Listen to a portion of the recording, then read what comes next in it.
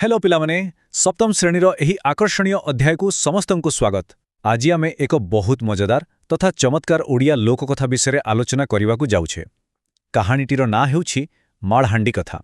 अच्छा, बिना परिश्रम रे सबकिछि मिलिगले कौन हुए, ताहार परिणाम किपरि होई पारे ताहा आमे आजिर एही आलोचनारु जानिबा। टिके कल्पना करंतु तो, जदि आमको एमिति गोटे कुहुक हांडी मिल जाए जो मागिबा क्षणी आम मनपसंदर खाद्य गरम गरम पिठा आउ मिठा बाहरी आसिबो, तेबे केमिति लागिबो? भारी मजा हबो ना। आमर आजिर कहानी ठीक एमिति एक रोचक घटनारू आरंभ हेउछि। जणे गरीब लोककु सतरे एमिति गोटे हांडी मिल जाइथिला। तापरे कोन हैला, आसंतु देखिबा।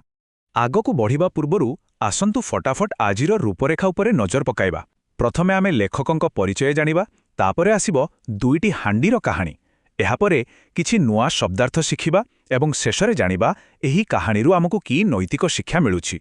तेबे चालंतु आरंभ करिबा। प्रथम विभाग लेखक परिचय गोपालचंद्र प्रहराज एवं उत्कल कहानी। आमर एही सुंदर कहानीटीर लेखक हेउछंती गोपालचंद्र प्रहराज। ओडिया भाषा और साहित्यकु तांकर अवदान सतरे अतुलनीय। से 1872 मसीहा नवेम्बर 26 तारिखरे कटकर सिद्धेश्वरपुरठारे जन्मग्रहण करिथिले। आपण माने जानी आश्चर्य हेबे, से ओडिया भाषार सबुठारु बड़ अभिधान पूर्णचंद्र ओडिया भाषाकोश रचना करिथिले। आजिर एही माड़हांडी कथा तांकर प्रसिद्ध पुस्तक उत्कल कहानीरू निया जाइछि। एही बहिटिरे से ओडिशार पुरपल्लीरे लुचि रहिथिबा अनेक सुंदर लोककथाकू साइति रखिछंती। वर्तमान आसिला द्वितीय विभाग दुईटी हांडीर खेल, भोकरू कुहुक आउ तार परिणाम। एबे सीधा कहानी भितरकू जिबा। दिने गोटिए गरीब चकुलिया पंडा भोकरे विकल होई पोखरी कूଳରେ बसिथिला।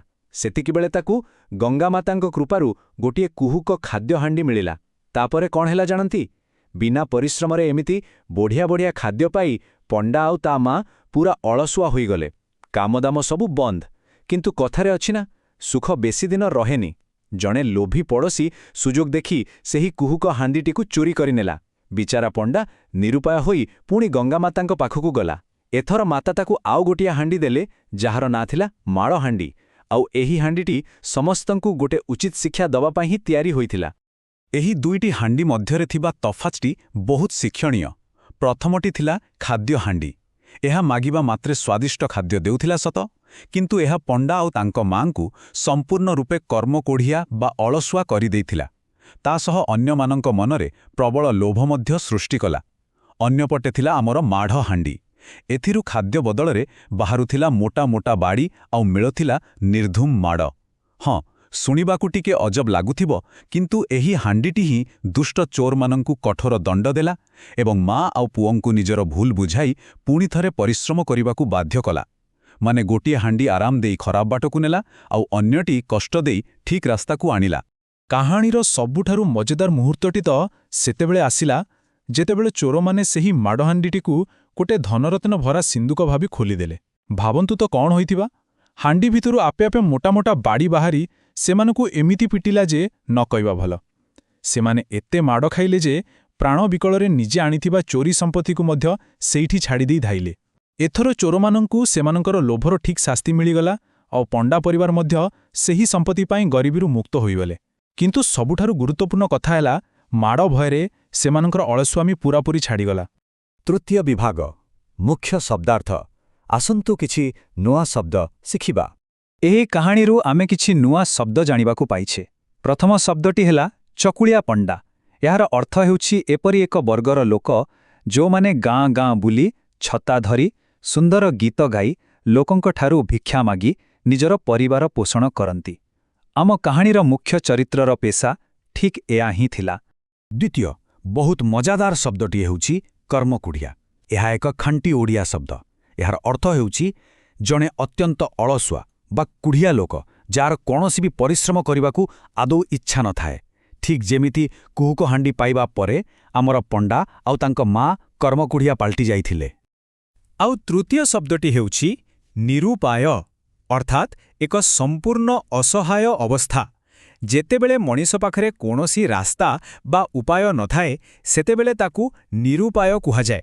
जेतेबेले सेही लोभी पड़ोसी कुहुक हांडीटीकू चोरी करिनेला, बिचार पंडार अवस्था पूरा निरुपाय होई जाइथिला। ଶେଷ ବିଭାଗ କାହାଣୀର ନୈତିକ ଶିକ୍ଷା ଏହା ଆମ ପାଇଁ କାହିଁକି ଜରୁରୀ?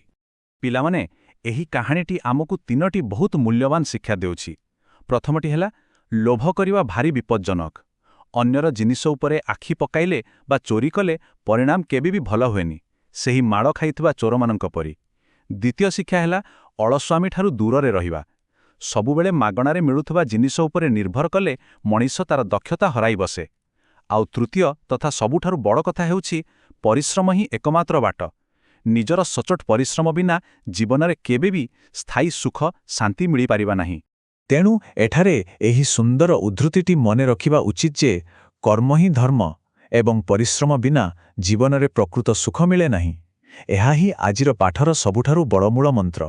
ମାଡ଼ହାଣ୍ଡିର ଭୟରେ ଯେମିତି ପଣ୍ଡା ଆଉ ତା ମା ନିଜର ଭୁଲ ବୁଝିପାରିଲେ ଓ ପୁଣି ଥରେ କାମ କରିବା ଆରମ୍ଭ କଲେ, ଆମକୁ ମଧ୍ୟ ସେମିତି ନିଜ କର୍ମକୁ ପୂଜା ଭଳି ଭାବିବା ଉଚିତ।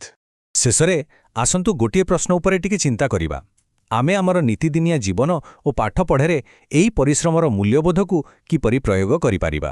ଆଶା କରୁଛି ମାଡ଼ହାଣ୍ଡିର ଏହି କାହାଣୀ ସମସ୍ତଙ୍କୁ ଏହି ପ୍ରେରଣା ଯୋଗାଇବ ଯେ ଆମେ କେହି ବି କେବେ ବି ଲୋଭୀ ବା କର୍ମକୋଢ଼ିଆ ହେବା ନାହିଁ।